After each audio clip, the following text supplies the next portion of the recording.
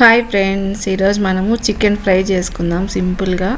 ఎలా అంటే ఇప్పుడు నేను చెప్తాను. ఆల్రెడీ ఉప్పు పసుపు వేసి ఉడకబెట్టుకున్నా. నేను ఒక 5 మినిట్స్ మామూలుగానే చికెన్ అలా ఉడకబెట్టి పెట్టుకుంటా.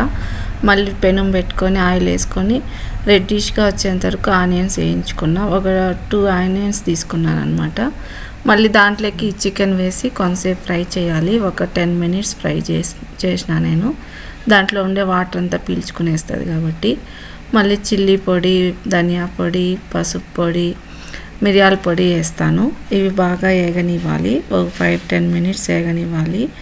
ఇది రసంలోకి పెరుగు పప్పు చేసుకొని తింటే చాలా బాగుంటుంది టేస్టీగా. ఇది మీరు కూడా ట్రై చేయండి ఫ్రెండ్స్. చూడండి ఎంత మంచి కలర్ వచ్చిందో వేగిన తర్వాత. చాలా బాగుంటుంది ఈ చికెను. నేను ఏమీ అసలు అల్లం వెల్లుల్లి పేస్ట్ కూడా కొంచెం వేసుకున్నాను అంతే దీనికి. మళ్ళీ లాస్ట్లో ఇంకా కొత్తిమీర చల్లుకొని తినేయడం అంతే. చూడండి ఎంత బాగుందో. ఓకే ఫ్రెండ్స్, ఈ చికెన్ ఫ్రై మీకు నచ్చితే లైక్ చేయండి, షేర్ చేయండి, సబ్స్క్రైబ్ చేసుకోండి.